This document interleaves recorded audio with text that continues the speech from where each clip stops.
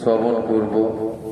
গুরু মহারাজদের মুখ নিশ্চিত বাণী যেটুকু জেনেছি সেটুকুই আপনার সামনে বলবো। আমি কি করি জানেন মাতাজি? আমি বমি করি। বমি বমি বুঝেন? হিন্দি में क्या बोलता है? उल्टी। বাংলায় বমি করি, শুনি সেটাই বলে দিই। তো আজ যে মাসটাতে গীতা জয়ন্তী মাস, এটা গীতা জয়ন্তী সম্বন্ধে বলবো। 4টি গ যদি আমরা ঠিক মতো ব্যবহার করতে পারি, 4টি গ, যেমন গয়ে গীতা, গয়ে গঙ্গা, গয়ে গায়ত্রী, গয়ে গোবিন্দ, এই 4টি যদি আমরা ঠিক মতো সাধন করতে পারি, এই যদি 4টিকে নিয়ে চলতে পারি, তাহলে কিন্তু আমরা অবশ্যই কৃষ্ণের কাছে পৌঁছে যাব।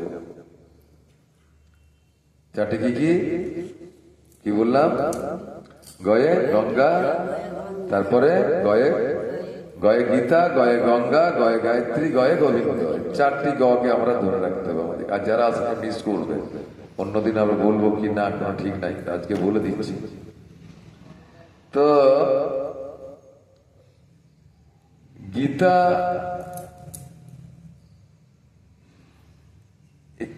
4টি জিনিস।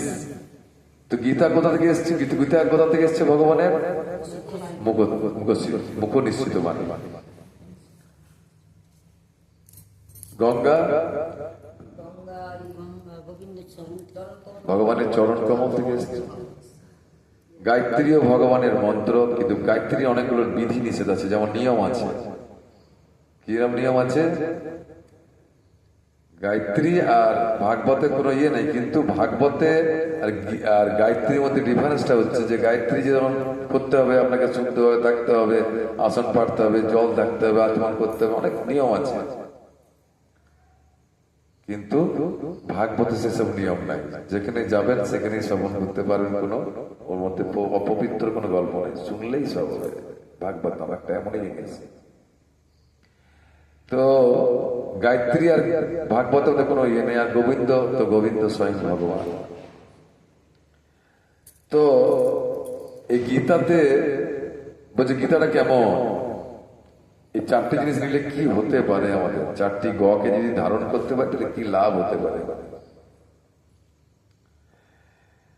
বলছে গীতা গঙ্গা চ গায়ত্রী গোবিন্দ হৃদি সংস্থিত। গীতা গঙ্গা চ গায়ত্রী গোবিন্দ হৃদি সংস্থিত। চতুর্গকার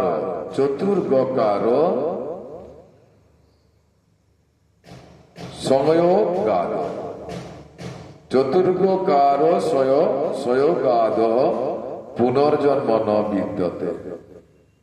দেখুন কেমন সুন্দর ভাবে বলছেন। গীতা গঙ্গা চ গায়ত্রী গোবিন্দ হৃদি সংস্থিত চতুর্গকার স্বয়গাদ পুনর্জন্ম ন বিদ্যতে। তাহলে 4টি গ কি কি? গীতা, গঙ্গা, গায়ত্রী আর গোবিন্দ। তো 4টি ভগবানের থেকেই সবগুলোই এসছে, সবগুলোই ভগবানের জিনিস। তো এগুলোর মধ্যে প্রথমে কে? প্রথমটা কে? প্রথমে গঙ্গা বলি নিতে হবে। প্রথমে গঙ্গা কই বলি? প্রথমে গীতা। দেন যদি গোবিন্দ আছে কোথায়? লাস্টে। গীতা আছে প্রথমে, তারপর লাস্টে আছে 4 নম্বরে। 4 নম্বরে কি আছে? গোবিন্দ। গোবিন্দকে পেলে গীতার যেটা পূর্ণতা সেটা পাওয়া যাবে না। যে গোবিন্দ যে পূর্ণতা সেটা পাওয়া যাবে, কিন্তু গীতা যদি থাকে, গোবিন্দ না লাগলে গীতাকে যদি সঙ্গে যুক্ত থাকেন, সেই পূর্ণতাটা পেয়ে যাবে। গীতাটা এমনই জিনিস। হ্যাঁ, গোবিন্দকে ভজনা করছে না, গীতাকে যদি না ভজনা করেন তাহলে লাভ নাই। আবার যদি গীতাকে ভজনা করেন, গোবিন্দকে না করেন, ভজনা হয়ে যাবে। ভজন সাধন দুটোই হয়ে যাবে আপনার। যদি গোবিন্দকে ভজনা না করেন চলবে, কিন্তু যদি গীতাকে ভজনা না করেন, গোবিন্দ জীবনে পাবেন। কোনটা করবেন বলুন? গীতা করতে হবে। হ্যাঁ, যেটাকে গোবিন্দকে লাভ করা যাবে সেটা হচ্ছে গীতা। গীতাকে যদি ভজনা করেন তাহলে গোবিন্দ লাভ হয়ে যাবে, কিন্তু গোবিন্দকে লাভ করতে গেলে গীতাকে না ভজন করলে পাবেন না। গোবিন্দকে পেতে গেলে গীতার সঙ্গে যুক্ত হতে হবে, কারণ গীতা হচ্ছে ভগবানের ঘনিষ্ঠ বাণী। তো গীতা মহাভারতের ভীষ্ম পর্বে আছে। গীতা একটি অঙ্গ এবং একটা অধ্যায় ভীষ্ম পর্বে আছে এটা। তো গীতায় টোটাল শ্লোক কটি আছে আমাদের? ওই মাতাজি আছেন 700। ধৃতরাষ্ট্র কটি বলেছে? ধৃতরাষ্ট্র কটি বলেছে? 700 শ্লোক আছে, ঠিক আছে। ধৃতরাষ্ট্র বলেছে কটি? পরে বলবো, এটা মনে করুন কটি বলেছে। কৃষ্ণ কটি বলেছে? কৃষ্ণ কটি বলেছে? 574টি। 574টি কৃষ্ণ বলেছে। সঞ্জয় বলেছে 40টি। আর অর্জুন কটি বলেছে? বলো কটা সেটা? অর্জুন বলেছে 45টি। 45টি নয়, 85টি। আর ধৃতরাষ্ট্র কটি বলেছে? ধৃতরাষ্ট্র না বললেই চলতো, একটি বলেছিল। ধৃতরাষ্ট্র বাচ্চা, উনি না বললেও চলতো, কিন্তু বলেছে। তো এটা কত বছর আগে হয়েছে? 5560 বছর চলছে। 5560 বছর আগে ভগবান কাকে শুনিয়েছিলেন? কাকে শুনিয়েছিলেন? অর্জুনকে শুনিয়েছিলেন। অর্জুনকে জ্ঞান দিয়েছিলেন। কিসের জন্য? অর্জুন যখন বলেছিল যুদ্ধ আমি করব না, তখন অর্জুনের জ্ঞান পাওয়ার পর অর্জুন তার নিজের প্রথমে বলছে যে আমি যুদ্ধ করবো না, আমি মনে থাকবো। তার কর্তব্য পালন করছিলেন না তিনি। যখনই জ্ঞান পেয়ে গেলেন, যখন কৃষ্ণর এই জ্ঞান পেয়ে গেলেন, গীতার জ্ঞান পেলেন কৃষ্ণের শ্রীমূর্তি, তখন তিনি কি করলেন? তার মোহ দূর হয়ে গেল। এটা কোথায় হয়েছিল? কোথায় সেটা? হরিয়ানা। হরিয়ানাতে এই জ্ঞান দান করা হয়েছিল। কিভাবে দান করেছিলেন? কিভাবে? কৃষ্ণের রথের নাম কি?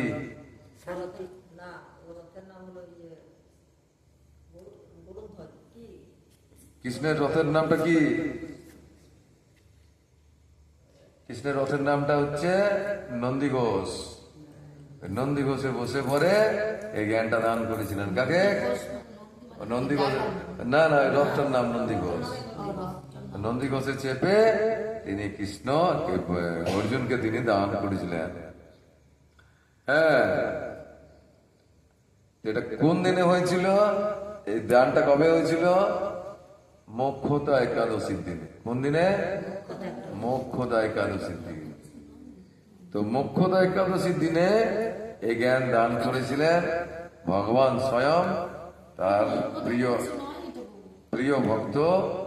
কে সেটা? পরেরটা যাক, এই মাসটাতে দান করেছিলেন। এই যে আমাদের আসছে মোক্ষদা একাদশী, এই একাদশীর দিনে মোক্ষদা না, বড় চড় নয়, মোক্ষদা একাদশী, মোক্ষ লাভ করা যায়। লাভ যেভাবে হয়েছিল সেই জন্য তার নাম হচ্ছে মোক্ষদা একাদশী। তো এই মোক্ষদা একাদশীর দিনেই এই জ্ঞান দান করেছিলেন অর্জুনকে স্বয়ং ভগবান। কারণ কেন দান করেছিলেন? কেন দান করেছিলেন? তিনি প্রিয় পাত্র ছিলেন ভগবানের, প্রিয় ছিলেন। প্রিয় ভক্ত ছিলেন তিনি। সখা তো ছিলেনই, ভক্ত। কৃষ্ণ ছাড়া চলতেন না তিনি। তো তিনি এখানে দান করেছিলেন অর্জুনকে। কতক্ষণ দান করেছিলেন? মাত্র 45 মিনিটে সব জ্ঞান, গীতার জ্ঞান অর্জুনকে দান করে দিয়েছেন ভগবান। আর এই জ্ঞান দানের ফলে কি হয় জানেন মা? এই যদি জ্ঞানটা আমরা নিতে পারি তাহলে কি লাভ হতে পারে আমাদের, জানেন?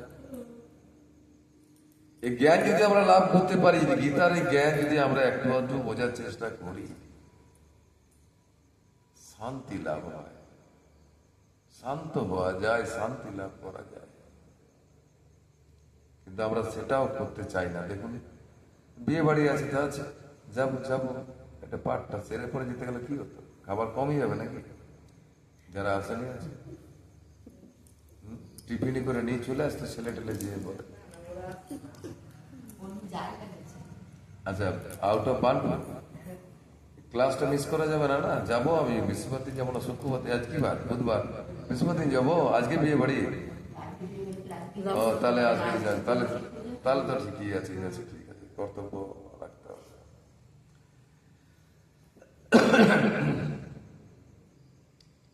তো 9 নম্বর অধ্যায়টা বার করুন। দেখুন আজকে একটা শ্লোক দিই, গীতা সম্বন্ধেই হচ্ছে যখন।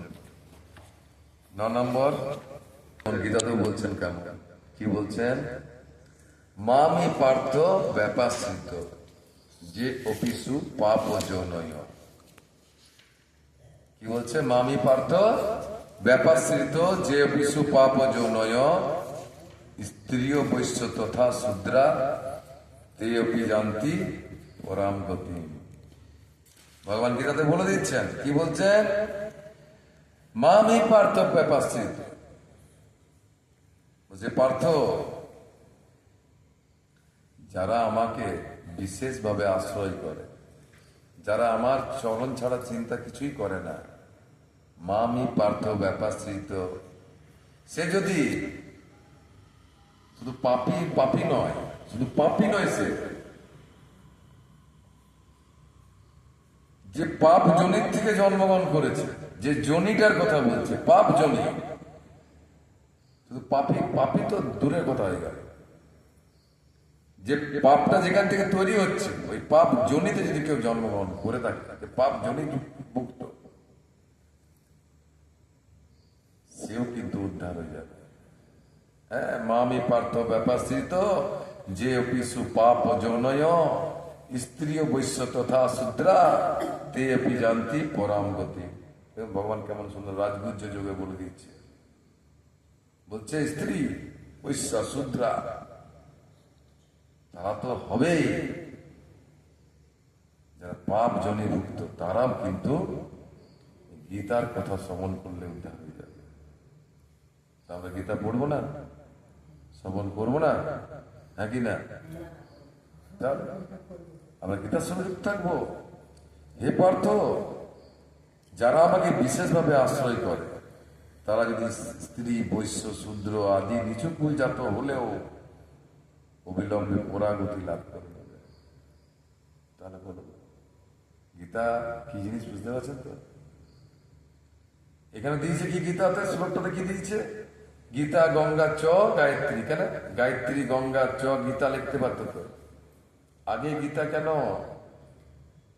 শ্লোকটা দেখি, গীতা গঙ্গা চ গায়ত্রী গোবিন্দ হৃদি সংস্থিত চতুর্গকার স্বয়ং গাদ পুনর্জন্ম ন বিদ্যতে। এটা মানে প্রথমে দুটো লাইন, গঙ্গা গীতা চ গায়ত্রী। কেন গীতা গঙ্গা চ গায়ত্রী কেন? আগে গায়ত্রী গঙ্গা গীতা তারপর লিখতে পারতো তো, গীতার আগে কেন? এটা প্রথমে চাই, তাছাড়া কিছুই হবে না।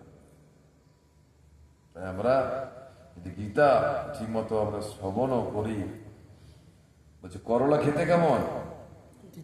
তিতো কি না মিষ্টি? বলছে করলা খেতে কেমন গো? তিতা না মিষ্টি? বলুন, মিষ্টি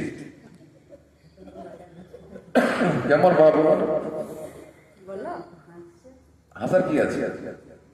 আসলে কৃষ্ণকে জানা যাবে না। গীতা করলা কেমন? তিতা। করলা খেতে তিতা, ভগবানকে জানতে গেলে পড়তে হবে গীতা। ভগবানকে জানার আছে তো নাকি? না তিনতলা ঘরের উপর থাকবো, মার্বেল দেওয়া ঘরে হ্যালো হাই করবো, তাহলেই হবে? ভগবান ছাড়বে না কিন্তু।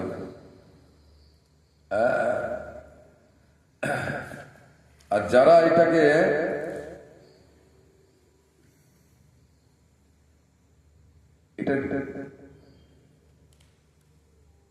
তাদের কি হতে পারে? যারা শ্রদ্ধাহীন, যে অশ্রদ্ধ ধানা পুরুষ ধর্মস্য পরন্তপ, এ পরন্তপ, যারা ভগবতী যাদের শ্রদ্ধা উদিত হয়নি, অশ্রদ্ধ ধানা পুরুষ ধর্মস্য পরন্তপ অপ্রাপ্য মাম নিবর্তন্তে মৃত্যু সংসার বর্তনে, যারা আমাকে আশ্রয় করে না, হে পরন্তপ, তারা আমাকে লাভ করতে পারে না, তাই তারা এই জড় জগতে জন্ম মৃত্যুর পথে ফিরে আসে, বারবার করে আসে। যাবৎ জননম তাবৎ মরণম তাবৎ জননে জঠরে শয়ন। তা বলে মানুষ হয়ে আসবে এটা নয়, এটা গ্যারান্টি নাই। দিনের কীড়াও হয়ে যেতে পারে, কীট হয়ে যেতে পারে, গাছপালা হয়ে যেতে পারে, বা আমি জন্মে মানুষ হয়েছিলাম, পরের জন্য আমি আমার ছেলে হয়ে আসবো না, ওটা গ্যারান্টি নাই। যে কৃষ্ণ চরণ আমরা ধরতে পারি, ধরার চেষ্টাও করি, তাহলে কিন্তু এটুকু গ্যারান্টি দিচ্ছে ভগবান, নমে ভক্তা পনস্বতী, আমার ভক্তের বিনাশ হয় না, তাহলে আমি মানুষ হবই, হ্যাঁ কি না? বাবা নিজেই বলছি যে আমার ভক্তের বিনাশ হয় না, তো বিনাশ হয় মানে আমি যেমন মনুষ্য লাভ করছি, আমি মনুষ্য পাবো, আবার ভগবানের ভজনা করার জন্য যেটুকু পারিনি সেটুকু আবার পূরণ করার জন্য ভগবান আমাদেরকে সুযোগ দেবে, দেবে না? তাহলে না, এটা কেউ দেবে গ্যারান্টি? ও রাষ্ট্রপতিরও বাপ, তো ওই জন্য গ্যারান্টি দিতে পারে, সবকিছু গ্যারান্টি দিতে পারে। অনন্ত করে ব্রহ্মাণ্ডের মালিক, তাই তিনি গ্যারান্টি দিয়ে বলছে যে আমার ভক্তের বিনাশ হয় না। কিন্তু যারা আমাকে শ্রদ্ধা করে না, তারা কিন্তু অপ্রাপ্য মাম নিবর্তন্তে মৃত্যু সংসার বর্তনী। তো আমাদেরকে সেভাবে চললে তো চলবো না। হ্যাঁ, তাহলে আমাদের কি করতে হবে? কারণ ভগবান গীতাতে বলে দিচ্ছেন, ময়া অধ্যক্ষ না প্রকৃতি সুয়তে সচরাচর, আমার অধ্যক্ষতা এই প্রকৃতি কাজ করছে, আমার অধ্যক্ষতায়। হ্যাঁ, যদি আমরা ভগবানের যদি ভগবানের আশ্রয় নিয়ে চলতে পারি, আর ভগবানকে যদি আমি জানার চেষ্টা করি, কি জানার চেষ্টা? গতির ভর্তা প্রভুর সাক্ষী নিবাস শরণম সুহৃ প্রভব পলয় স্থানম নিদানম বিজমাম ভয়। এইটুকু যদি জানার চেষ্টা করি, কি জানা? গতির ভর্তা প্রভুর সাক্ষী নিবাস শরণম সুহৃ প্রভব পলয় স্থানম নিদানম বিজমাম ভয়। যদি আমরা ভগবান গোবিন্দকে, কৃষ্ণকে জানি যে তিনি হচ্ছেন সকলের গতি, মতি, পতি, তিনি গতি, তিনি প্রভু, তিনি ভর্তা, তিনি সাক্ষী, তিনি নিবাস, তিনি স্মরণ করবার যোগ্য, এবং তিনি সুহৃদ, এবং তিনি হচ্ছেন উৎপত্তি, তিনি হচ্ছেন স্থিতি, এবং তিনি হচ্ছে আশ্রয় এবং অব্যয়। এটুকু আমরা জেনে যাই, এইটুকু যদি মনে করি কৃষ্ণকে, তাহলে কিন্তু পরাগতি লাভ করবো আমরা। তাছাড়া আমাদের উপায় নাই, আমাদেরকে বারবার আমাদেরকে আনতে পাঠাবে। তাই আমাদেরকে কি করতে হবে? আমাদের কি করতে হবে? তার শরণাপন্ন হতে হবে। তার শরণাপন্ন হলেও হবে কি? তার কাছে ডাইরেক্ট গেলে হবে? তার শরণাপন্ন হতে গেলে তার ভক্তের চরণ ধরে চলতে হবে। তার ভগবানের যারা ভক্ত, তারা কিভাবে ভগবানকে লাভ করেছে তারা কিন্তু জানিয়ে দেবে, কারণ তারা তাকে পেয়েছেন। তাহলে কি করতে হবে? বলছে অনন্য চিন্তয়ন্ত মাম যে জনা পর্য উপাসতে তেষাম নিত্যাভিযুক্তানাম যোগক্ষেমাম বহাম্যহম। বলছে যাদের চিত্ত অনন্য চিত্ত, অনন্য চিত্ত বলতে ন অন্য ইতি অনন্য, অন্য কোন চিন্তা থাকবে না, খালি তোমার, তুমি পতি, তুমি গতি, তুমি মতি, তুমি সব, তুমি পিতা, তুমি মাতা, তুমি আশ্রয়, তুমি নিবাস, তুমি সব। এটাকে চিন্তা করে যদি আমরা তার নিমিত্তে কাজ করি, তাকে যদি স্মরণ করি, অবশ্যই পরাগতি লাভ একদম হবেই। কারণ আমি বলি, এটা গীতায় ভগবান নিজেই বলছেন, আর প্রভুপাদ তার ব্যাখ্যাটা দিচ্ছেন। অনন্য চিত্তে আমার চিন্তায় মগ্ন হয়ে পরিপূর্ণ ভক্তি সহকারে যারা সর্বদাই আমার উপাসনা করেন, তাদের সমস্ত অপ্রাপ্য বস্তু আমি বহন করি এবং তাদের প্রাপ্ত বস্তু সংরক্ষণ করি। যেটা আপনার দরকার ভক্তি জীবনে, সেটা ব্যবস্থা ভগবান নিজেই করে দেবেন। যেটা দরকার সেটা এনে দেবেন, না যেটা আছেন সেটা যাতে আর নষ্ট না হয় তার ব্যবস্থা করে দেবেন। তাহলে এই নয় যে আমার কৃষ্ণকে ধরেছি বলে টাকা পাবো না, টাকা জীবনে ভগবান দেবে না, কারণ টাকা দিলে আপনি কৃষ্ণ থেকে দূরে চলে যাবেন। দেবে কয়টা ভগবান? দেবে আনন্দ, দেবে আপনাকে চিন্ময় আনন্দ লাভ করবেন। হ্যাঁ, তো সেটা চাই না টাকা চাই? টাকা আছে অশান্তি, আর টাকা নাই কিন্তু শান্তি। কোনটা চাই? ভগবান জড় জিনিস দেয় না, ভগবান জড় জগতের জিনিস দেয় না। যেটা অনিত্য সেটা দিতে চায় না ভগবান, দেয় না। যদি বলেন আমার 4টা ছেলে চাই, গোবিন্দ দিয়ে দেবে ভগবান? ভগবান দেবে না, দেব দেবীরা দুজন দিয়ে দেবে। তারপরে ছেলেটা আপনাকে দেবে খেতে না পার করে দেবে তার গ্যারান্টি নেই। কিন্তু ভগবান ওইরকম জিনিস দেয় না। ভগবান যেটা স্টেবল থাকবে সেটা দেয়, ঠিক কিনা? হ্যাঁ, তাহলে আমাদেরকে কি করতে হবে? এই গীতা জয়ন্তী মাসে আমরা গীতার সঙ্গে শুদ্ধভাবে থেকে আমরা গীতার জ্ঞান গ্রহণ করব, গীতার সঙ্গে যুক্ত থাকব, আর আমরা একটা ক্লাসও আমরা নষ্ট করবো না, বাড়িতেও ডেলি পড়বো, যাতে আমরা ভগবান আমাদেরকে কৃপা করে। ঠিক তো? হাত তুলে বলেন হরে কৃষ্ণ কৃষ্ণ কৃষ্ণ হরে হরে, হরে রাম রাম রাম হরে। ভুবন মঙ্গল হরে নাম সংকীর্তন কি নিতাই গৌর দেবানন্দে। আর কি বলছেন ভগবান? আর বলছেন সর্বধর্মান পরিত্যাজ্য মামেকাং শরণং ব্রজ। ভগবান এটাও বলছে সর্বধর্মান পরিত্যাজ্য মামেকাং শরণং ব্রজ।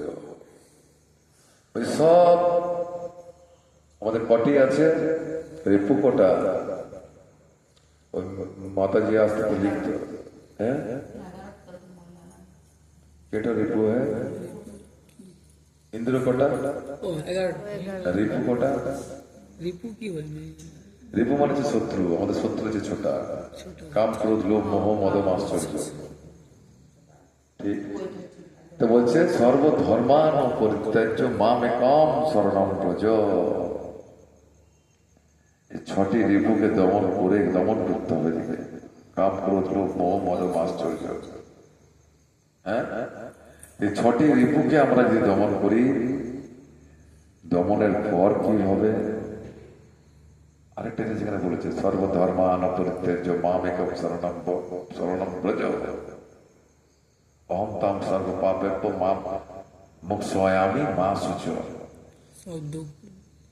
বলছে না 8ম অধ্যায়ে বলছে, এটা প্রসিদ্ধ শ্লোক। এটা যে কিছু আমাকে বলছে শ্লোক বলছে এই রিপুগুলিকে দমন করো তবে সর্বধর্মান পরিত্যাজ্য, মানে সব ধর্ম করে গল্প নয়, নিজের শরীরের যেটা ধর্ম কি আছে, শরীরের মধ্যে কাম আছে, ক্রোধ আছে, লোভ আছে, মদ আছে, আশ্চর্য আছে, এগুলোকে দমন করতে হবে।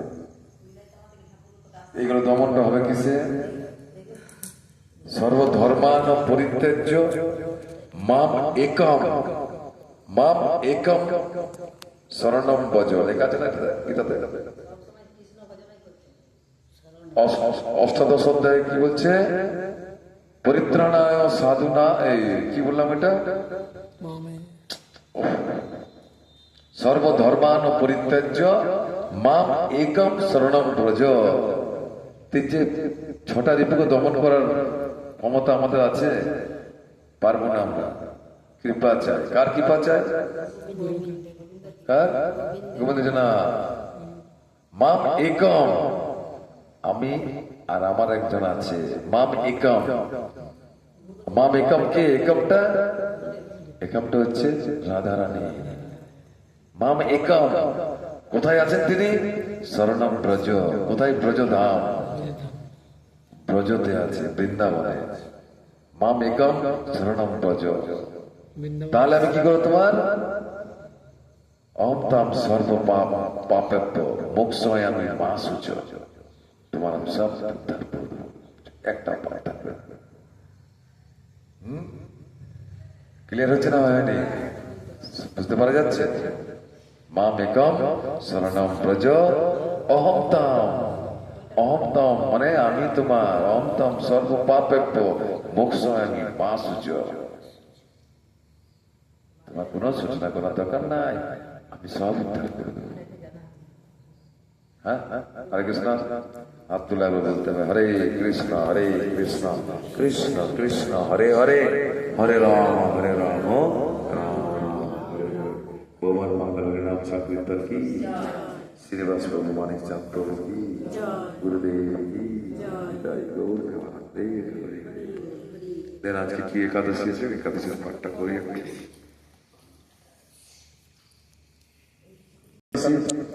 উৎপন্ন অর্জুন বললেন, হে দেব, অজ্ঞান মাসের পুণ্য প্রদায়ী কৃষ্ণ পক্ষের একাদশীকে কেন উৎপন্ন বলা হয় এবং কি জন্যে বা এই একাদশী পরম পবিত্র এবং দেবতাদের প্রিয় তা জানতে ইচ্ছা করি, আপনি কৃপা করে আমাকে তা বলুন। কাকে বলছেন? দেব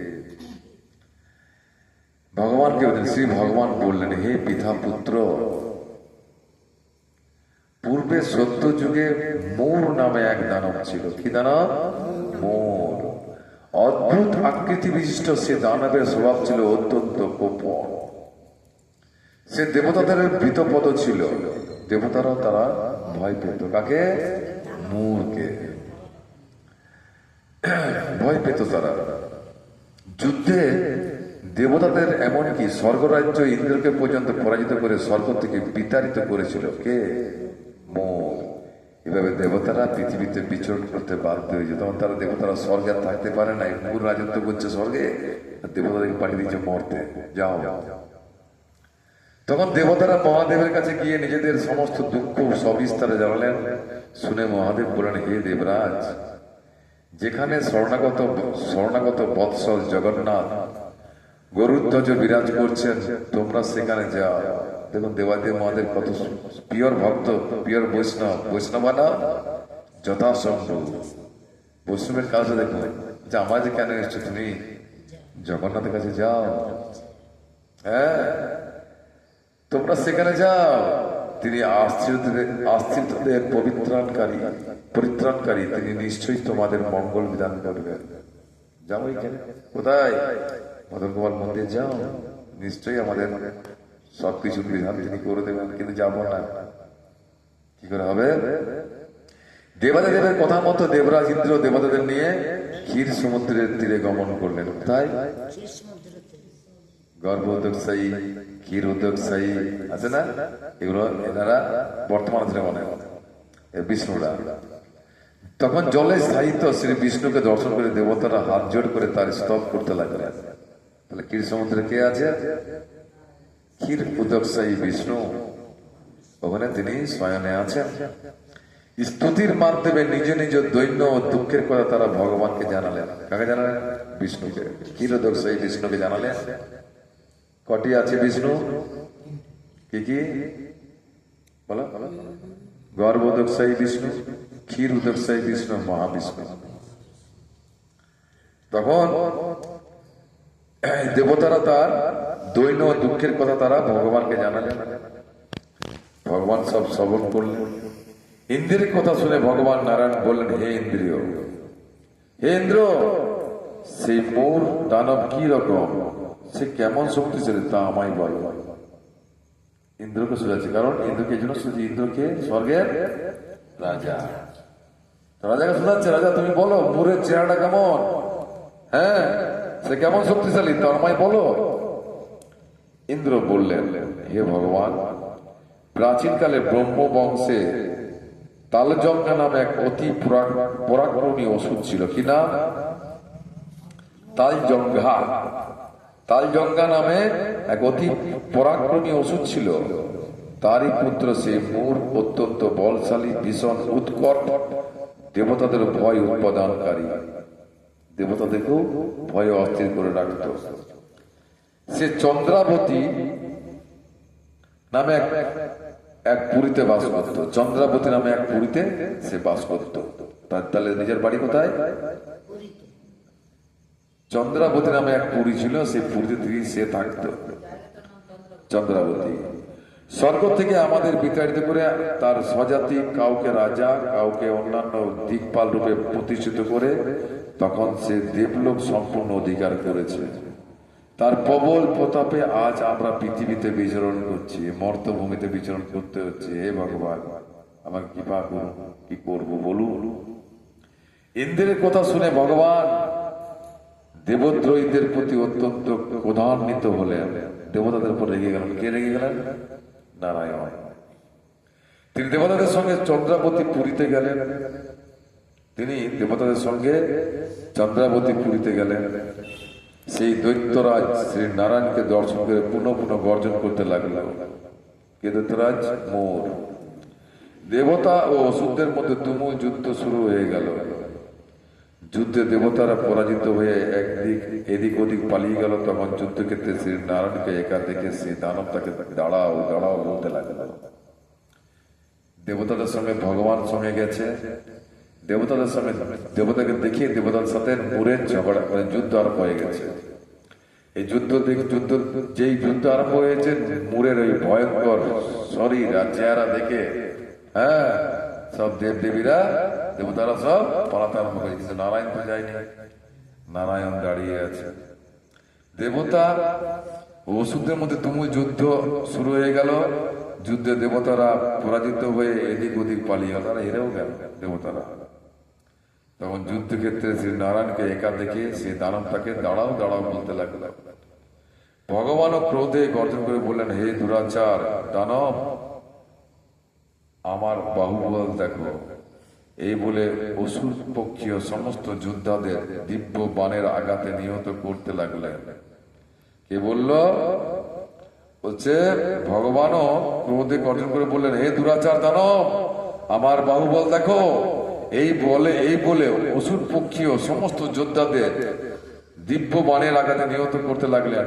কৃষ্ণ তখন বাণ ছাড়তে আরম্ভ করলেন। তখন তারা প্রাণ পেয়ে তারা নানা দিকে পাঠাতে লাগলো। সেই সময় নারায়ণ দৈত্য সৈন্যদের মধ্যে সুদর্শন চক্র নিক্ষেপ করলেন। তখন কি করলেন নারায়ণ? ওই দৈত্যদের সৈন্যদের দিকে চক্র ছুটতে লাগলেন, চক্রকে ছেড়ে দিলেন সুদর্শনকে। ফলে সমস্ত সৈন্য ধ্বংসপ্রাপ্ত হলো, একমাত্র মূর অসুর জীবিত ছিল। সে অস্ত্রযুদ্ধে নারায়ণকে পরাজিত করলো, সে অস্ত্রযুদ্ধে নারায়ণকে পরাজিত করলো। তখন নারায়ণ দৈত্যের সাথে বাহু যুদ্ধে লিপ্ত হলেন। দেখুন, নারায়ণকে হারিয়ে দিয়েছে। এইভাবে দেবতাদের হিসাবে কি বলছে? একমাত্র মূল অসুরই জীবিত ছিল, সে অস্ত্রযুদ্ধে নারায়ণকে পরাজিত করলো। তখন নারায়ণ দৈত্যদের সাথে বাহু যুদ্ধে লিপ্ত হলেন। এভাবে দেবতাদের হিসাবে 1000 বছর যুদ্ধ করেও ভগবান তাকে পরাজিত করতে পারলেন না। 1000 বছর যুদ্ধ করেছিল কার সাথে? কত শক্তিশালী ছিল ভগবানেরই সৃষ্টি, কিন্তু কেমন সৃষ্টি দেখুন, ভগবানকে হারিয়ে দিচ্ছে। তখন শ্রী হরি বিশেষ চিন্তান্বিত হয়ে বদ্রিকা আশ্রমে গমন করলেন। সেখানে সিংহাবতী নামে একটি গুহা আছে।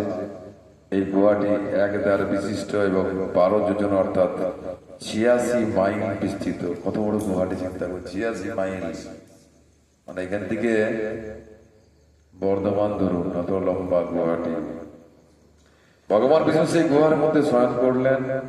সেই দৈত্য তার পিছন পিছন ধাবিত এই গুহার ভিতরে প্রবেশ করলো, কারণ মুরের সঙ্গে যুদ্ধ চলছে তো নারায়ণের।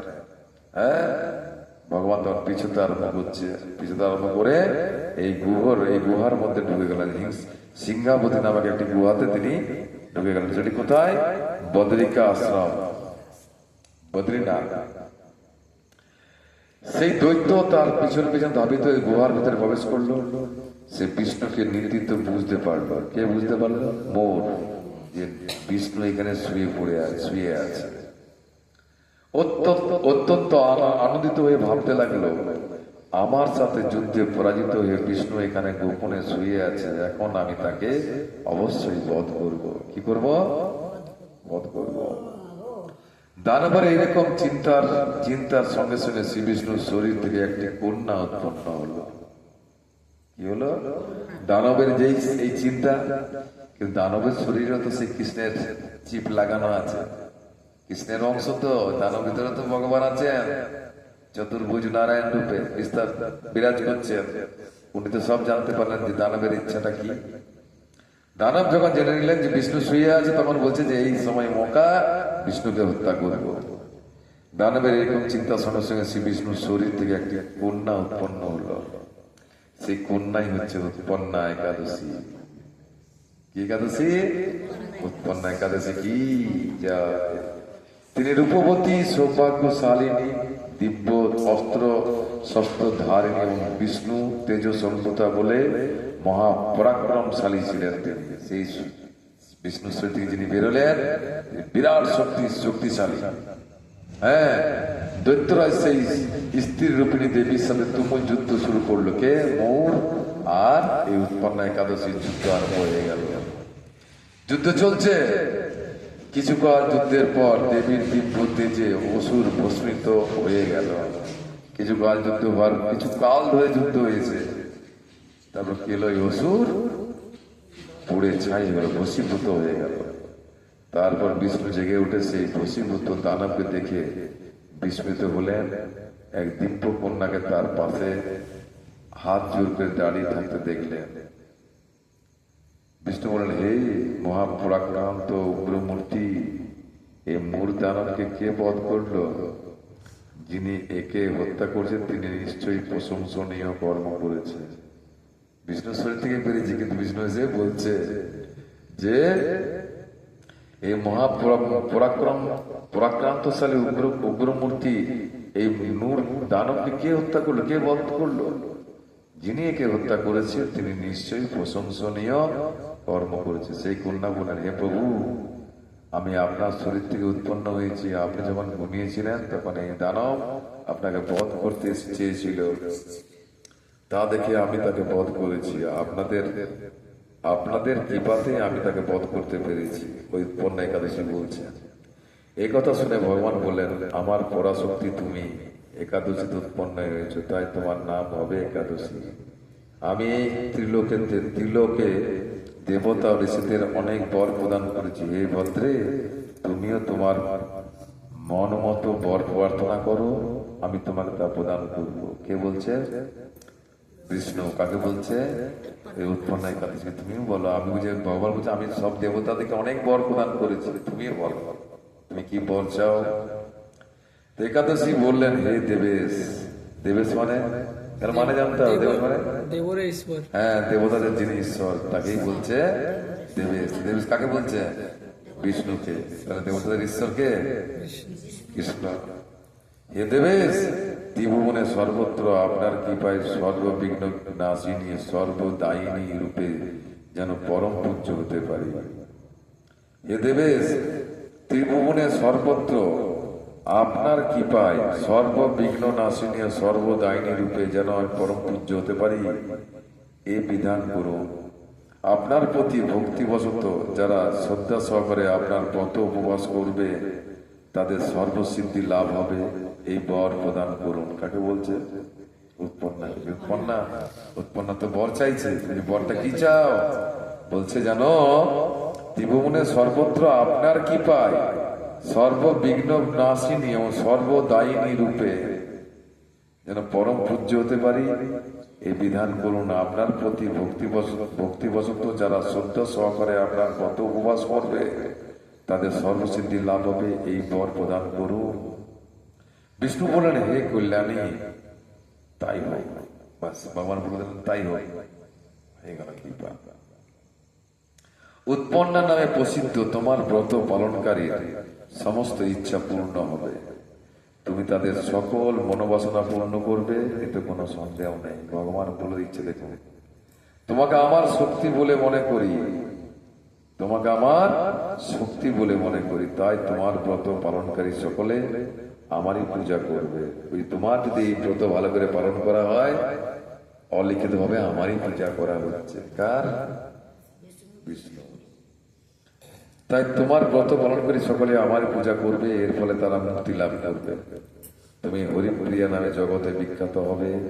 তুমি ব্রত পালনকারীর শত্রু বিনাশ, পরম গতি দান এবং সর্বসিদ্ধি প্রদান করতে সমর্থ হবে। তাহলে এই একাদশীর কত শক্তি বুঝতে পারছেন?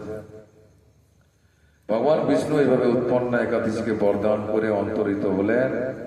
সমস্ত ব্রতকারী দিবারাত্রি ভক্তিপরায়ণ হয়ে এই উৎপন্ন একাদশীর উৎপত্তির কথা শ্রবণ কীর্তন করলে শ্রী হরির আশীর্বাদ লাভে ধন্য হবে।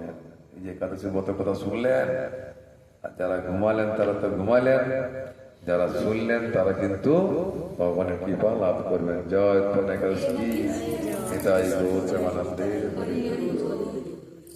যদি আপনারা ভোর 3টার সময় উঠে পড়ে ভগবানের কথা শোনার জন্য ঘুমাই দেয়, তাহলে না উঠাই ভালো আমার মনে হয়।